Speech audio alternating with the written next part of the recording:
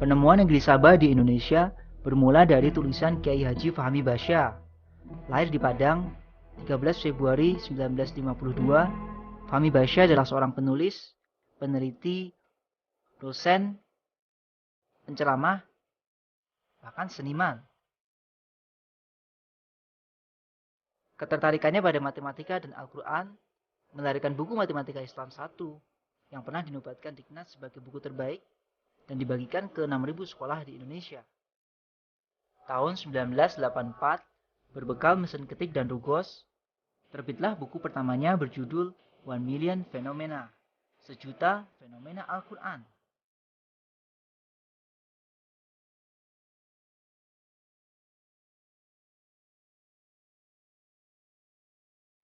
Hingga kini, buku itu terus disempurnakan dan telah mencapai cetakan ketiga. Kiai Haji Fahmi Basya melakukan penelitian matematika di Al-Quran sejak tahun 79. Data matematika di Al-Quran dan Sunnah Nabi dibuat model matematikanya. Fahmi Basya menemukan model piramida 286 dari Al-Quran. Dari atas mirip Alubadatu Borobudur, yaitu bagian atas Borobudur. Dari kesamaan ini, penelitian terhadap Borobudur mulai dikembangkan. Borobudur adalah ars yang dipindah pada kisah Sabah di Al-Quran. Secara dahsyat sekali dengan kecepatan yang melebihi kecepatan cahaya. Ya. Sepertinya akal kita tidak bisa menampung ini.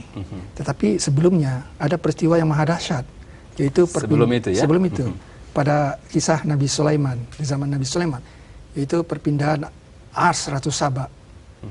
Ya. Sedangkan di dalam Al-Quran sendiri ada juga ini sumbernya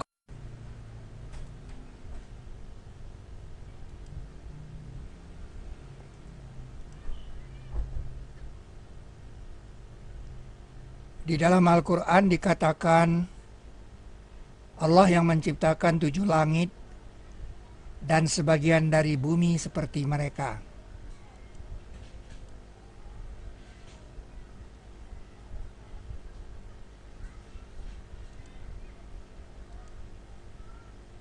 Wa minal ardi mithlahunna, dan sebagian dari bumi seperti mereka. Jadi hanya sebagian dari bumi saja yang seperti mereka.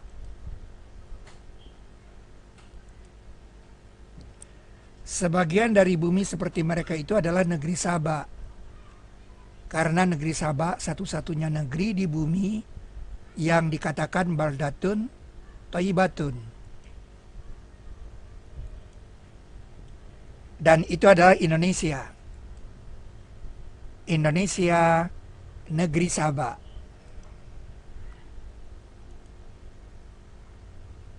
Baldatun thayyibatun wa rabbun ghafur. Negeri baik dan Rabb pengampun. Airnya berlimpahan, persediaan oksigennya tidak terbatas. Alamnya senantiasa diremajakan kembali oleh proses-proses organis. Dan negeri yang baik keluar tumbuh-tumbuhannya dengan izin pemeliharanya. Dan yang tidak baik tidak keluar melainkan dengan susah. Jadi di negeri yang tidak baik itu tumbuh-tumbuhannya tidak baik. Tumbuh-tumbuhan yang tidak baik itu adalah tumbuh-tumbuhan yang sedikit antioksidannya. Dan di negeri yang baik itu tumbuh-tumbuhannya banyak antioksidan karena dia terkena sinar matahari sepanjang tahun. Dan itu adalah ciri dari negeri yang berada di daerah tropik. Indonesia adalah negeri yang berada di daerah tropik.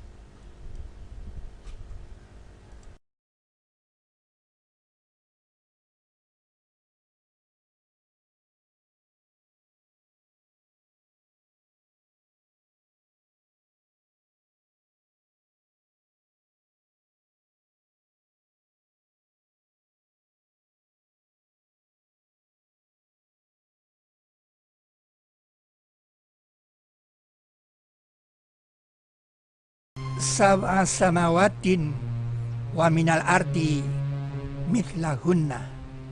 Allah yang menciptakan 7 langit dan sebagian dari bumi seperti mereka. Sudah lama kita mengetahui bahwa langit itu 7. Langit itu 7 sudah disebut sejak zaman Nabi Nuh alaihissalam.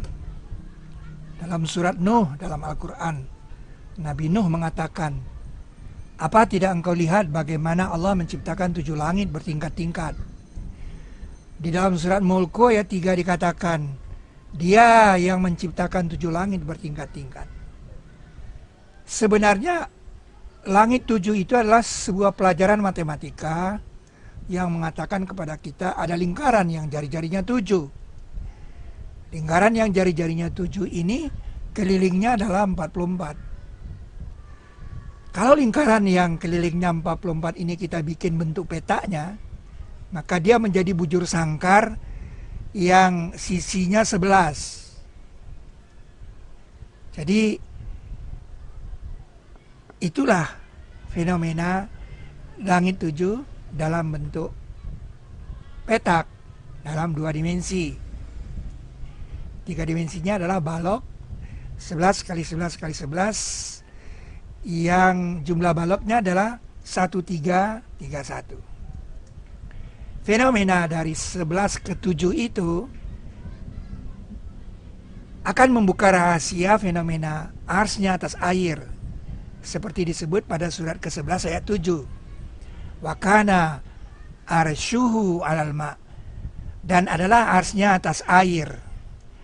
Dan keliling 44 ini adalah kode dari surat Asab atau surat Kabut. Surat Ad-Dukhan itu surat ke-44. Di dalam Al-Quran surat ke-21 ayat 30 dikatakan, "Apa tidak orang kafir melihat bahwa langit dan bumi itu dulunya satu kesatuan yang padu, kemudian kami pisahkan antara keduanya?" Kalau satu kesatuan yang padu, yang terdiri dari 1331 balok itu kita pisahkan, maka ia akan terpisah menjadi 2 bagian. 285 dan 1046. 1046 ini diidentifikasi sebagai kode dari Alif Lam Mim dalam daftar 6 surat yang dibuka dengan Alif Lam Mim. Jadi 1046 ini adalah himpunan Alif Lam Mim. Jika satu balok padanya diletakkan di atas piramida 286 ini, pastilah yang satu itu adalah Alif Lam Mim. Sisanya di atas adalah 1045, 1045. Dan ini adalah kode dari sudut air 104,5 derajat.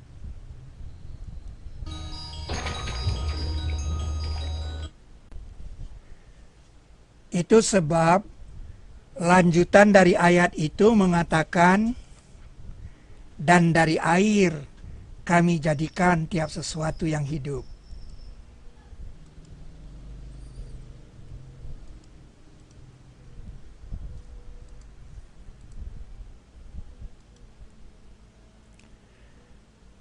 Dan bentuk payung ini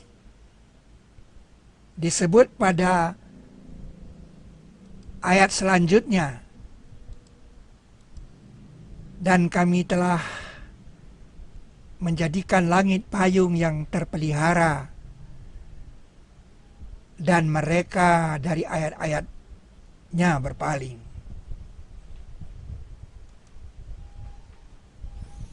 Itulah balok alam semesta yang merupakan model dari satu kesatuan yang padu. Di tengah-tengah balok alam semesta itu ada satu balok yang disebut Suduril Alamin.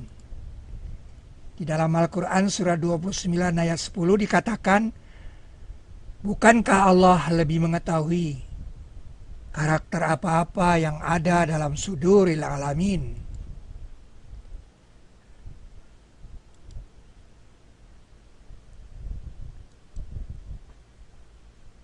Di dalamnya ada piramida 286.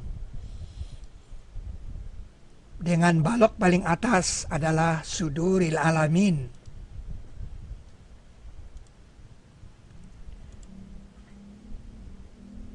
Piramida 286 ini dibangun oleh balok-balok yang jumlahnya 286.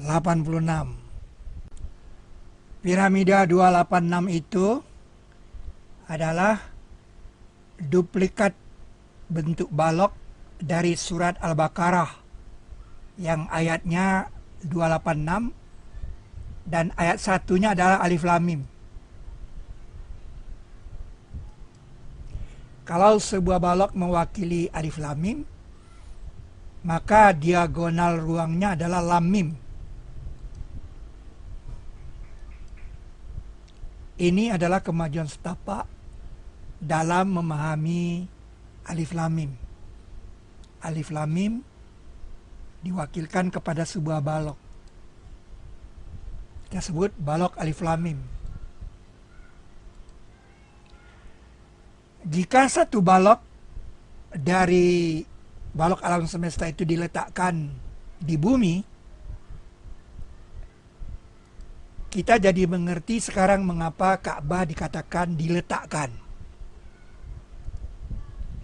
dengan istilah wudi'a. Kata letakkan itu dikamuskan pada surat keempat ayat 102 yang mengatur tata cara menjaga pos keamanan.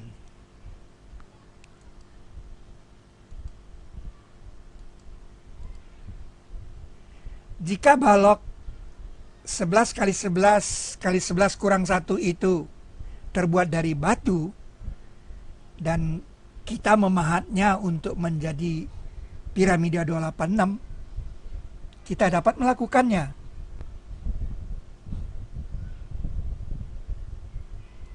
Tetapi apakah Anda mengerti bahwa balok bongkaran, yaitu sisa daripada pemahapatan tadi, kalau kita susun, dia akan merupakan alas dari piramida 286. Sehingga sekarang kita memerlukan orang untuk memindahkan piramida 286 kepada alasnya. Dan itu adalah terjadi dalam kisah Nabi Sulaiman memindahkan Ars Saba. Maka terjadilah piramida 19 yang alasnya terdiri dari 19 kali 19 balok. Ayat Al-Quran ini mengatakan, siapakah pemelihara langit yang 7 dan pemelihara Ars yang azim?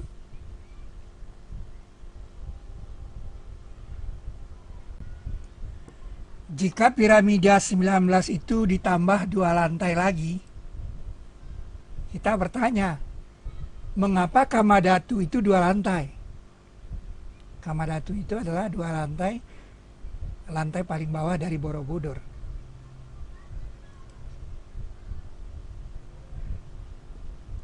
Maka terjadilah piramida 23, karena alasnya terdiri dari 23 kali 23 balok.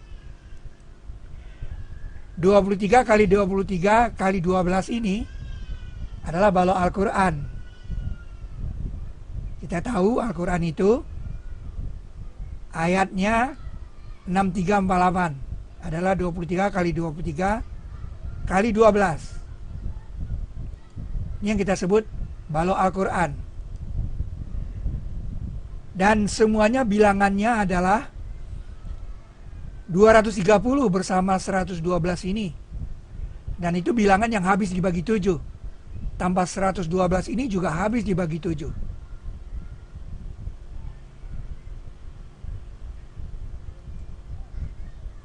Di sini terlihat 2 lantai inilah yang menyebabkan dia menjadi balok Al-Quran. Sehingga sekarang kita bisa menjawab, mengapa kamar itu 2 lantai? Karena dia adalah sebuah piramida yang berada di dalam balok Al-Quran. Dan bahkan kita juga bisa menjawab mengapa di Arupadatu itu susunan stupanya 16, 24, dan 32. Itu bisa dijawab di sini. Baloknya 5 kuadrat, mukanya ini atasnya adalah 5 kali 4 kurang 4, itu 16. Ini 7 kuadrat, wajahnya di sini adalah 7 kali 4 kurang 4 adalah 24. Dan ini 9 kuadrat, wajahnya adalah 9 kali 4 kurang 4, itu 32. Jadi secara matematis, mengapa di Arupadatu itu tersusun bilangan 16, 24, dan 32? Bisa dijawab dengan piramida 23.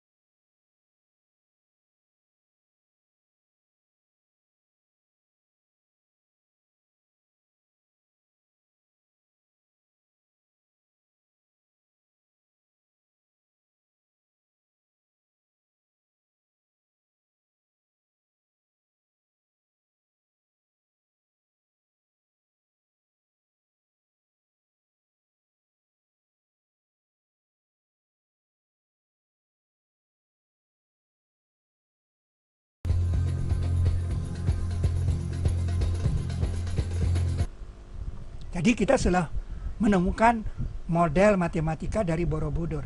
Itulah Borobudur versi Al-Quran. Pertanyaan ketiga yang perlu dijawab pada Arupadatu adalah, mengapa ada stupa yang terbuka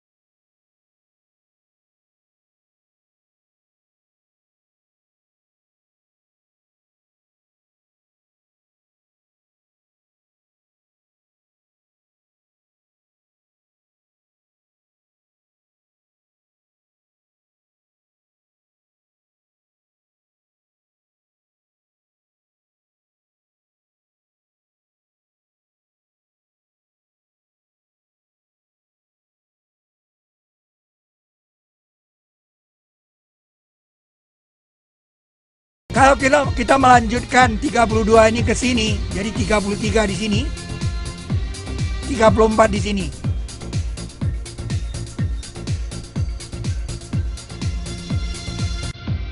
Ternyata 45 di sini, 8 di sini, 17 di sini. Ini adalah sebuah kalender, 8, 45, 17. Kalau kita berhitung 1 di sini, 2 di sini.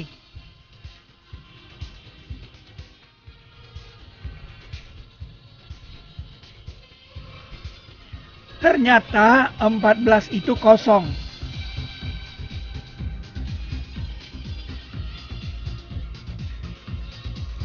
Kalau ini adalah surat Saba, ternyata surat Saba itu setelah 19 dia berganti judul. Kalau ini surat Al-Insan, ternyata surat Al-Insan ayat 19 itu mengatakan di ayat 19-nya tentang wildan, anak muda. Dan surat Al-Insan itu ayatnya 31. Kalau kita melanjutkannya dengan surat Tur di sini, 2 di sini.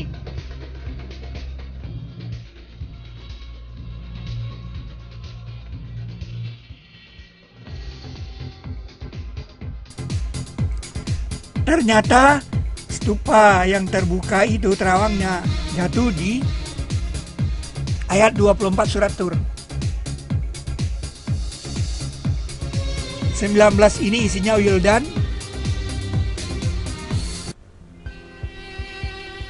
Surat Al-Insan ayat 19 artinya anak muda. Dan patungnya memang anak muda. Dan 14 ini surat Saba ayat 14 mengatakan Nabi Sulaiman runtuh. Nabi Sulaiman runtuh sehingga stupa ini kosong. Jadi Nabi Sulaiman di sini duduk karena tongkatnya pendek. Dia duduk dan tongkatnya dibakar rayap dan dia runtuh.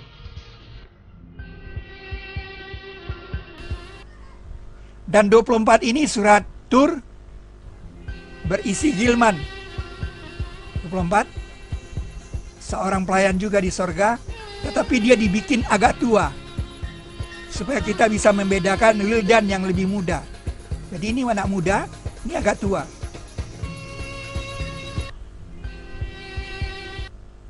Jadi kita bisa menjawab mengapa terbuka dan mengapa kosong.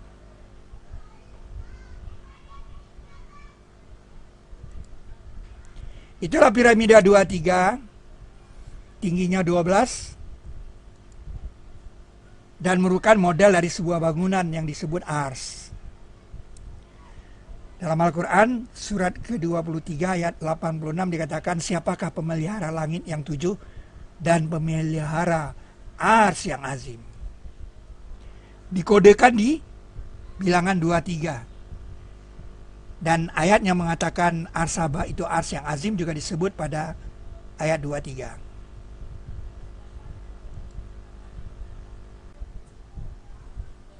Jika kita turun ke Ka'bah,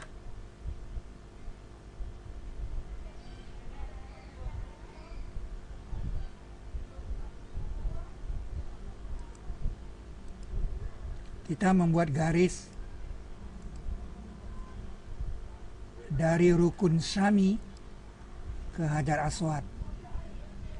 Garis itu kita perpanjang, kita teruskan.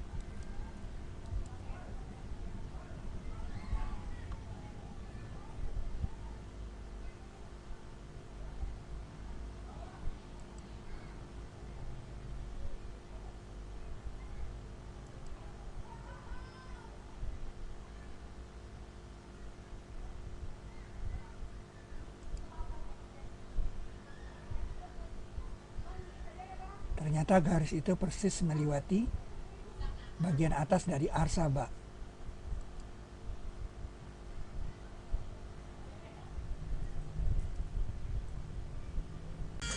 Bukti pertama, adanya bangunan yang dipindah dengan sangat cepat di Sabah. Meninggalkan bukti fisik. Seperti disebut dalam Al-Quran, seorang yang berilmu kitab mengatakan kepada Nabi Sulaiman, aku bisa datangkan dia kepadamu sebelum kembali kepadamu penglihatanmu.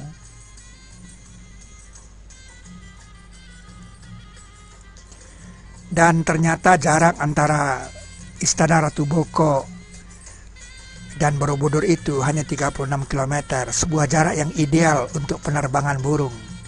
Karena burung hudhud terbang dan kembali melaporkan kepada Nabi Sulaiman. Kemudian dia membawa surat dan melemparkannya di Istana Ratu Boko.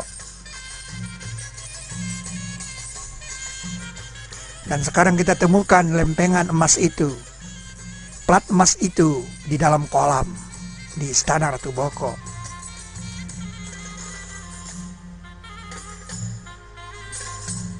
Kita masih bisa lihat tulisan Allah di lempengan ini. Itu alasan mengapa surat ini, tulisan ini dikatakan karim oleh Ratu Saba.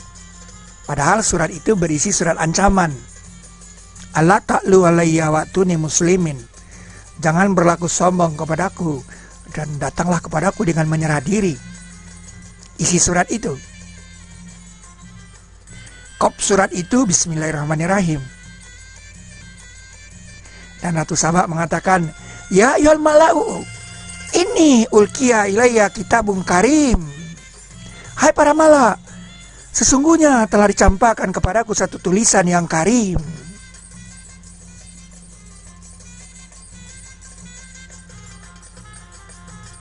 Itulah bukti pertama. Bukti kedua adalah ketika Arupadatu itu dipindah dari Istana Ratu Boko ke Borobudur, ternyata tersisa sebagian dari stupa ini. Jadi ada sebagian dari stupa ini yang tertinggal di Istana Ratu Boko. Ini menjadi bukti bahwa Arupadatu berasal dari sini. Stupa tertinggal di Istana Ratu Boko. Setajam ini, ya, ini kan tajam nih, ya kan? Nanti di Arupadatu Anda bisa lihat ini sudah meleleh. Inilah model dari bukti bahwa Arupadatu pernah dipindah dari sini. Dan kawasan ini semuanya kehilangan bangunan-bangunannya. Anda bisa lihat di sekitar ini kosong, ya, sekitar ini kosong. Ya. Itu bukti bahwa Arupadatu itu adalah arsnya Sabah yang pernah dipindah. Jarak ini, tempat ini ke Arupadatu, Borobudur itu 36 km. Bukti 3 adalah Asfadu, the Solomon Wall, yang kita temukan di dasar laut. Panjangnya 112 km. 62 km sebelah utara Jayapura, Indonesia. Dia sejajar dengan Khatulistiwa. Anda bisa lihat data dari Google Earth, 62 km dari Jayapura, Indonesia. Panjangnya 112 km. Lebarnya 2,7 km. Tingginya 1,8 km.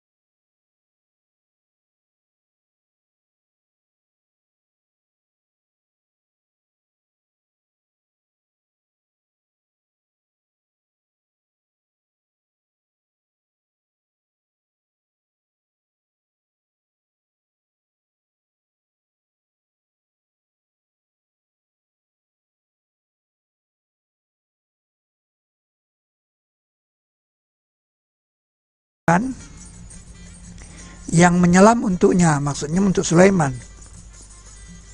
Dan mereka kerjakan amalan selain itu. Dan adalah kami kepada mereka menjaga. Jadi ketika mereka membangun itu dijaga. Pastilah bangunan yang sudah selesai itu juga dijaga.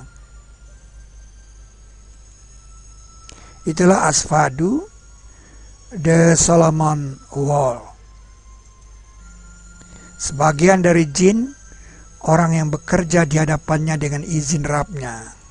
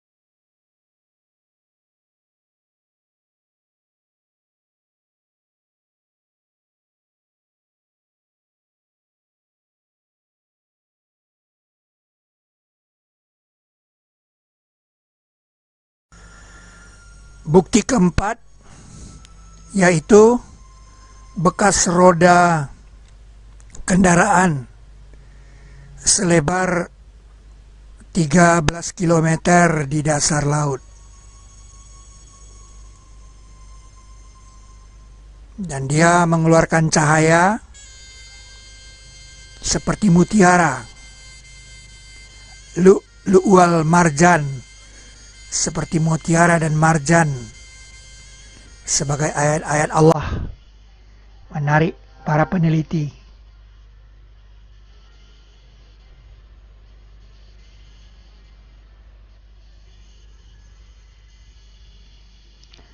Dan dia berasal dari lantai keempat rupa datu. Di sana ada relief, ada gambar kendaraan.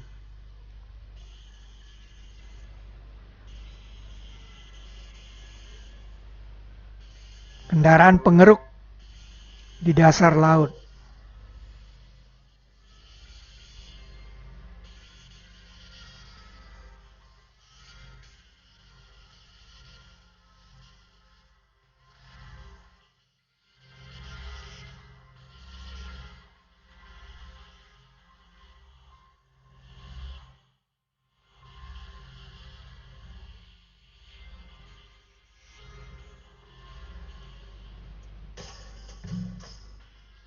Kendaraan ini kita namakan Sabiqat.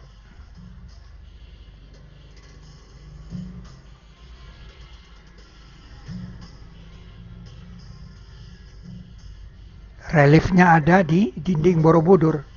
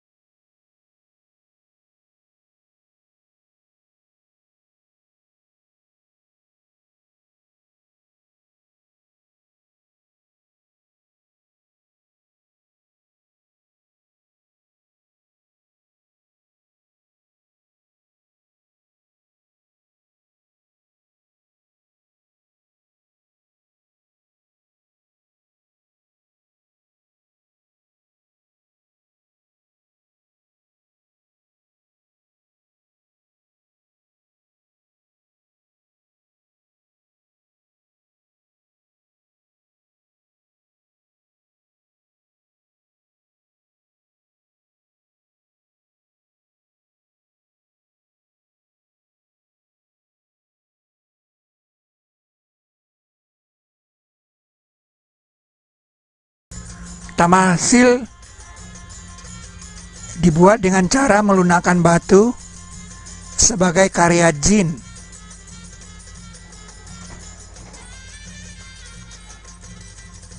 Pertama itu adalah jenggot terulur. Tamasil ini, jenggot ini terulur. Jenggot ini terulur, ini mustahil dipahat. Ini bukti bahwa tamasil ini dibuat dengan cara melunakkan batu.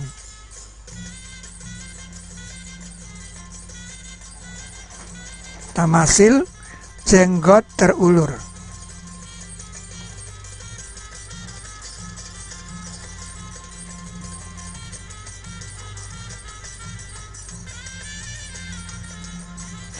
Dan sebagian dari jin, orang yang bekerja di hadapannya dengan izin Rabbnya, mereka kerjakan untuknya apa yang ia kehendaki dari gedung-gedung yang tinggi dan patung-patung, tamasil, dan piring-piring seperti kolam dan kuali-kuali yang tetap. Yang kedua adalah pipi tembem ini. Pipinya ini terlihat ditambah. Ini mustahil dipahat. Ini bukti bahwa pembuatannya dengan melunakkan batu.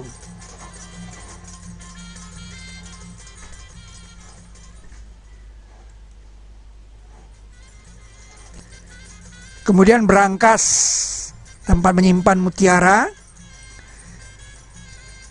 Nah, kita lihat pintunya ini tidak dipahat, tapi ditekan dengan benda keras.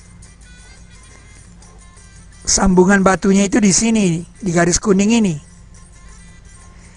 Ini bukti bahwa tamasil ini tidak dibuat dengan cara dipahat. Dan yang menarik, dia mempunyai kunci yang canggih, yang dibuka dengan ibu jari. Mungkin passwordnya adalah Bismillahirrahmanirrahim.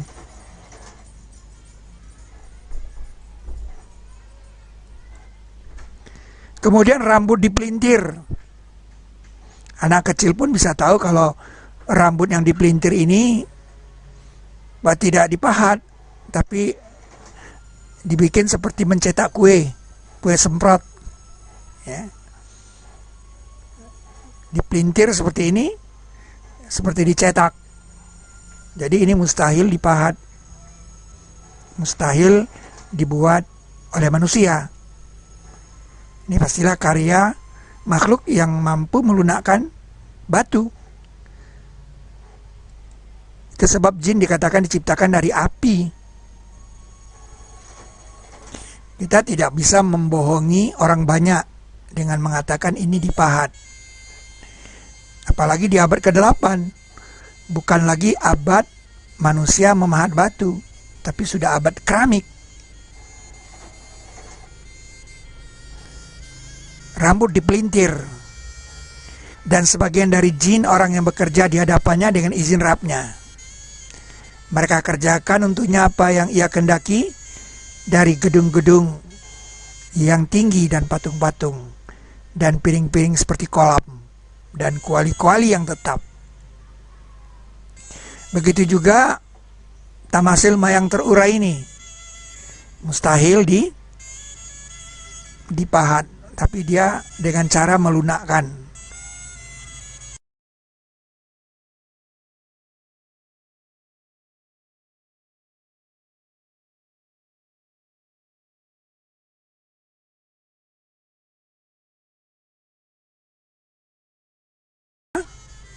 Bahwa tamasil di Borobudur dibuat oleh jin dari tentara Nabi Sulaiman alaihissalam.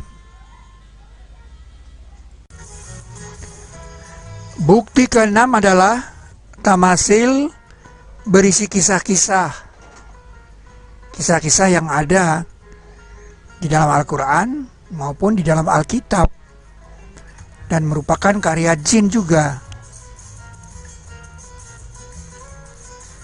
Menyingsingkan kain. Kita lihat tangannya sedang memegang kain. Dan ini bukan bledru, tapi ini dari batu. Bukanlah karya dipahat, tapi dengan cara melunakkan batu. Ayat Al-Qur'annya mengatakan, maka ketika ia lihat dia, ia sangka kolam, dan ia singsingkan kain dari dua betisnya.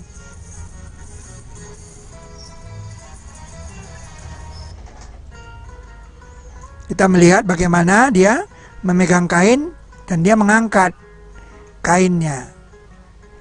Mengapa? Karena dia melihat ada air. Nah, untuk berkomunikasi dengan kita bahwa ini air, digambar ikan di sini. Nah, seolah-olah air.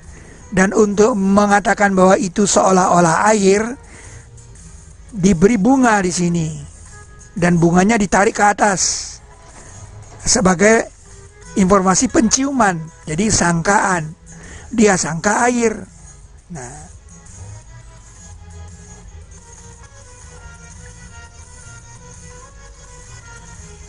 dia angkat kainnya. Seperti kolam dibuat ikan. Tangannya memegang kain.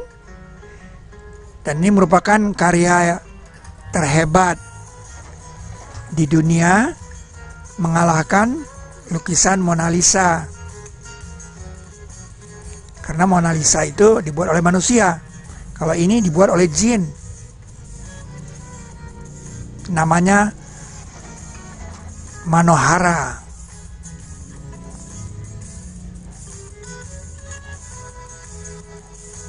Maka ketika ia lihat dia, ia sangka kolam, dan ia singsingkan kain dari dua betisnya. Dan sebagian dari jin, orang yang bekerja di hadapannya dengan izin Rabbnya, mereka kerjakan untuknya apa yang ia kendaki, dari gedung-gedung yang tinggi, dan patung-patung, dan piring-piring seperti kolam, dan kuali-kuali yang tetap. Yang kedua adalah tamasil kisah, adalah orang yang dilemparkan ke laut dan kemudian ada ikan yang besar. Gambar ini adalah menceritakan tentang Nabi Yunus. Kisah Nabi Yunus. Dan kisah ini dikenal oleh orang-orang yang memegang Alkitab maupun yang memegang Al-Quran.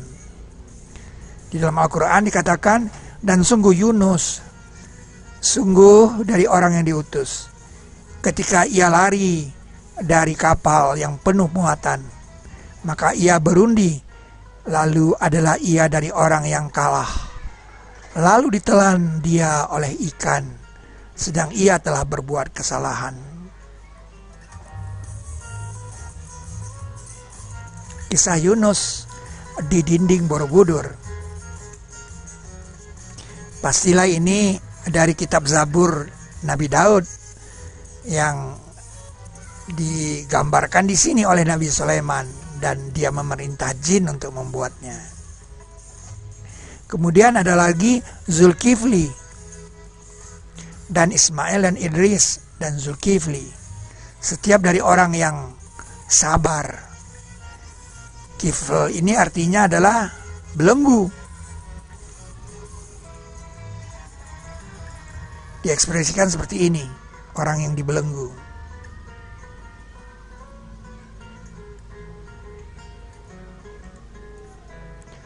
Dan Sulaiman mewarisi Daud, dan ia berkata, hai manusia, telah diajar kepada kami perkataan burung.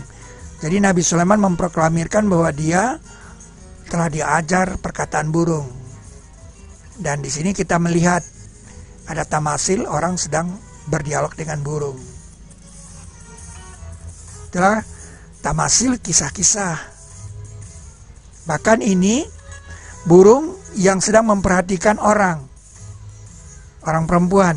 Nah, itu ada ayat Qur'annya, burung hudhud disuruh memperhatikan. Berpaling dari mereka, maka perhatikan apa yang mereka kembalikan. Pergilah dengan tulisanku ini, maka campakkan pada mereka, kemudian berpaling dari mereka, maka perhatikan apa yang mereka kembalikan. Maka ia berhenti tidak jauh. Ekspresi berhenti tidak jauh itu dibuat di sini. Mengapa? Karena ketika dia berhenti tidak jauh itu, burung Hur'ud berpidato sangat panjang.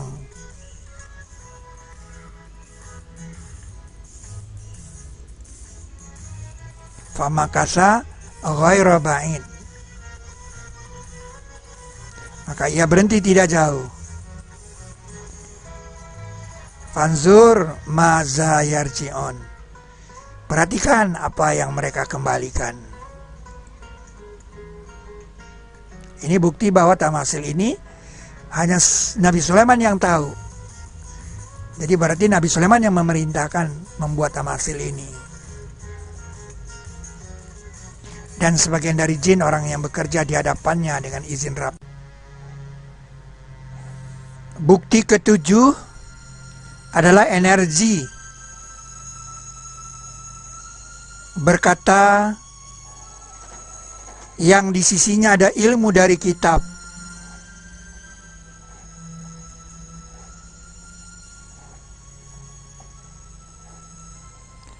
Aku bisa datangkan dia kepadamu sebelum kembali kepadamu penglihatanmu. Penglihatan terdekat itu 30 cm. Jadi sebelum cahaya berjalan 60 cm, bangunan itu sudah pindah 36 km.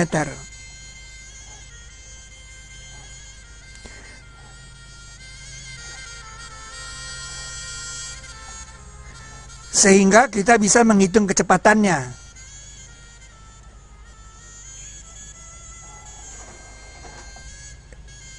Kecepatannya 60.000 kali kecepatan cahaya.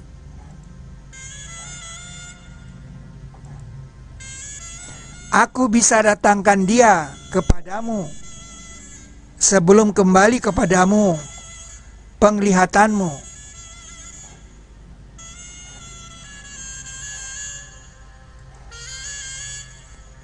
Kalau kita cari pakai E sama dengan MC kuadrat, berarti 60.000 C dikodratkan. Dapatnya 3,6 miliar MC kuadrat. Artinya apa? Energinya 3,6 miliar kali bom atom seberat arupa datu. Padahal bom atom seberat 2 kilo saja sudah menghancurkan Hiroshima dan Nagasaki.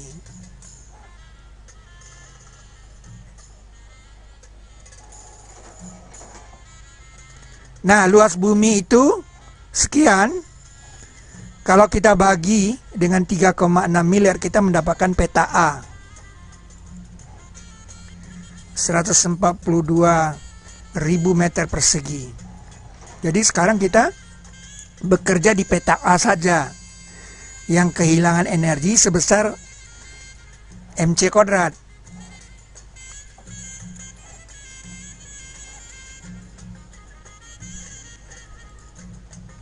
Dengan hitungan anak SMU kita dapatkan energinya adalah 648 kali 10 pangkat 19 Joule. Nah, kalau 1 kilogram air itu dari 30 derajat Celcius akan diubah menjadi minus juta derajat Celcius, itu dibutuhkan energi minus 4 kali 10 pangkat 6 Joule. Sehingga kita bisa mencari berapa tinggi es yang terjadi kalau temperatur bumi pada waktu itu adalah 30 derajat Celcius air. Kita mendapatkan tinggi es itu 11.400 km minus 1 juta derajat. Jadi seolah-olah pada waktu itu terjadi kulkas bumi. yang minus 1 juta derajat Celcius yang tingginya 11.400 km. Ini luar biasa. Itu dengan anggapan masanya Arupada itu cuma 72 ton.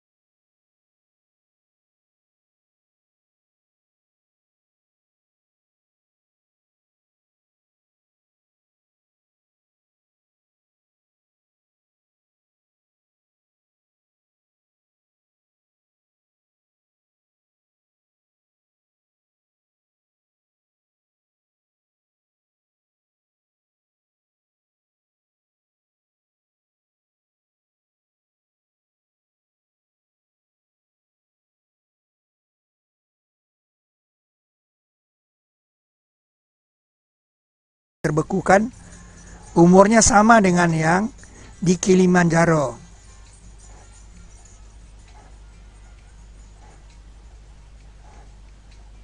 Itu di Alpen, Austria.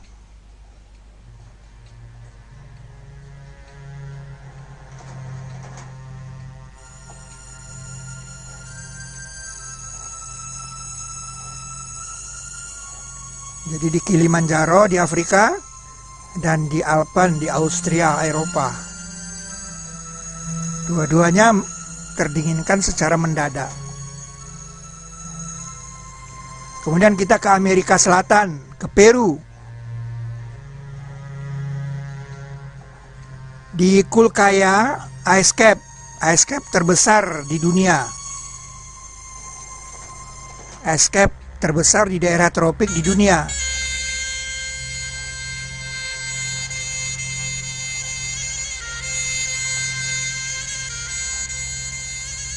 Nah, karena pemanasan global, esnya sudah ternganga. Nah, di sini ada bukti bahwa sampai sekarang para ahli tidak bisa menjawab dengan teori iklim yang manapun, belum bisa dijawab dengan cara bagaimana bumi kita terdingin.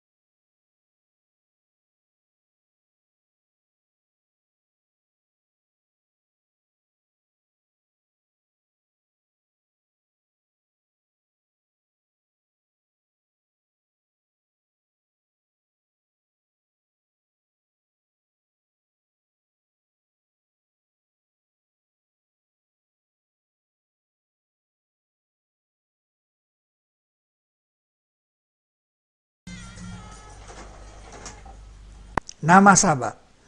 Nama Saba ada 2 buah dalam Al-Quran. Pertama, laporan burung hudhud. Maka ia berhenti tidak jauh.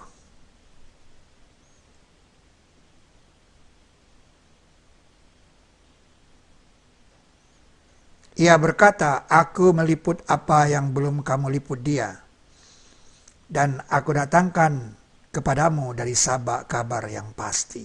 Burung sensitif dengan suara.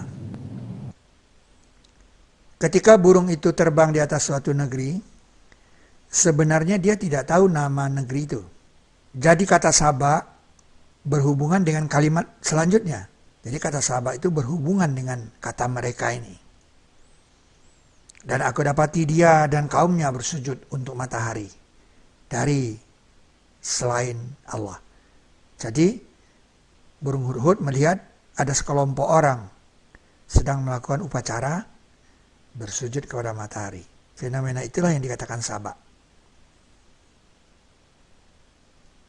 Jadi Saba bukan nama negeri, melainkan orang banyak,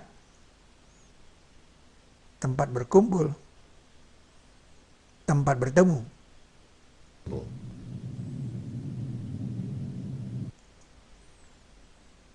Dan tempat pertemuan itu telah kita temukan,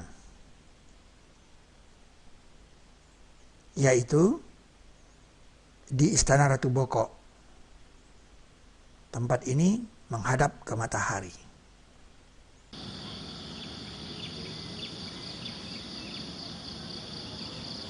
Nah, saudara, inilah tempat bersujud yang ditemukan oleh burung hudhud. Burung hudhud mengatakan mereka bersujud kepada matahari. Inilah tempat bersujud. Tempat bersujud ini menghadap ke matahari terbit. Matahari terbit dari sana, dan tempat ini bukan tempat latihan karate. Tangganya di sana dan dia menghadap ke sana. Jadi matahari terbit dari sana. Burung hudhud melaporkan, aku dapati dia dan kaumnya bersujud kepada matahari selain dari kepada Allah.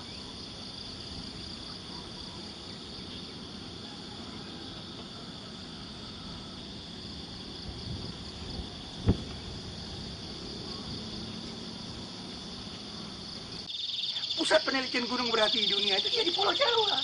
Jadi tidak salah lagi kalau Nabi Nuh pernah ke Pulau Jawa. Anda bisa lihat daerah seluas ini kosong. Kemana batu-batunya? Kemana bangunannya dipindah? Siapa yang memindah? Dengan cara bagaimana bangunan di sini telah dipindahkan? Dicuri? Dibawa kemana? Areal seluas ini sudah kehilangan batu-batunya. Kemana dipindahkan? Anda lihat,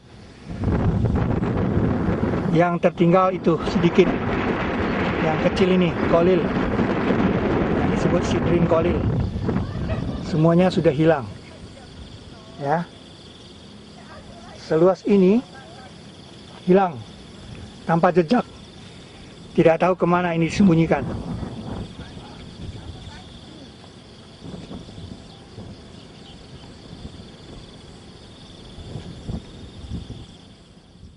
Yang kedua adalah hutan Saba. Dan sungguh adalah untuk Saba pada tempat mereka ada ayat.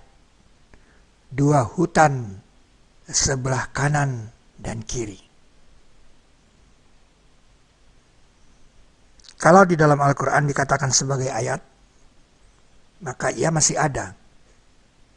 Contohnya kapal Nabi Nuh. Masih ada. Karena dikatakan sebagai ayat. Jadi hutan Saba itu pastilah masih ada. Sebab itu kita tanya kepada orang Jawa, hutan dalam bahasa Jawanya apa? Hutan dalam bahasa Jawanya adalah wana. Dalam kamus Jawa Kawi Indonesia, Dr. Mahasri M. Hum, Saba artinya pertemuan. Jadi hutan Saba adalah Wana Saba. Dan itu adalah Wonosobo. Tidak kebetulan kalau di sini ada nama Sleman yang berasal dari Sulaiman. Jadi nama Sabah ada, hutan Sabah ada.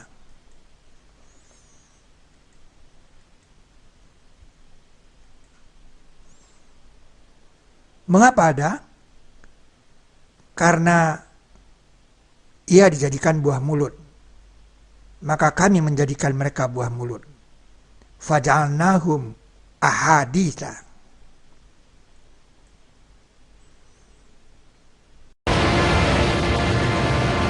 Maka kami kirim atas mereka banjir besar. Fa'arsalna alaihim sailal arim.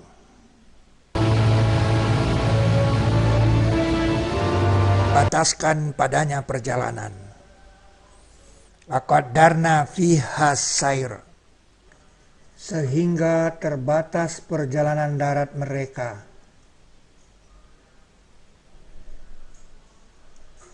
Dan kami hancurkan mereka tiap hancuran. Sekarang mereka terdiri dari 17.000 pulau. 9.000 pulau belum mempunyai nama. Dan kami hancurkan mereka tiap hancuran. Kata tiap hancuran ini, kulla mumazzakin, dikamuskan pada ayat ke-7 surat Saba yang menggambarkan tulang-tulang yang berserakan. Ketika kamu sudah hancur tiap hancuran, sesungguhnya kamu sungguh dalam ciptaan yang baru. Jadi negeri Sabak itu seperti tulang-tulang yang berserakan. Kepalanya di Kalimantan, tulang kakinya di Sumatera, tulang tangannya di Pulau Jawa, dan tulang-tulang yang lain di Sulawesi dan di Irian. Fenomena tulang-tulang yang berserakan seperti ini tidak dimiliki oleh Yaman.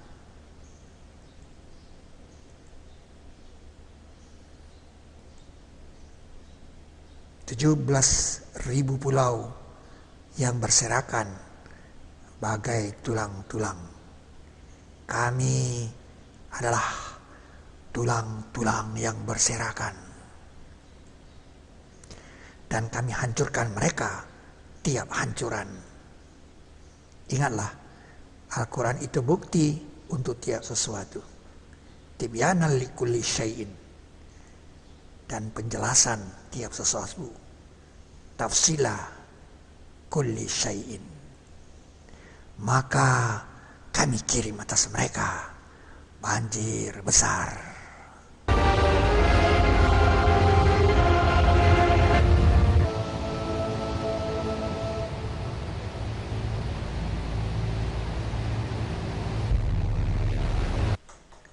Sehingga terbatas perjalanan darat mereka.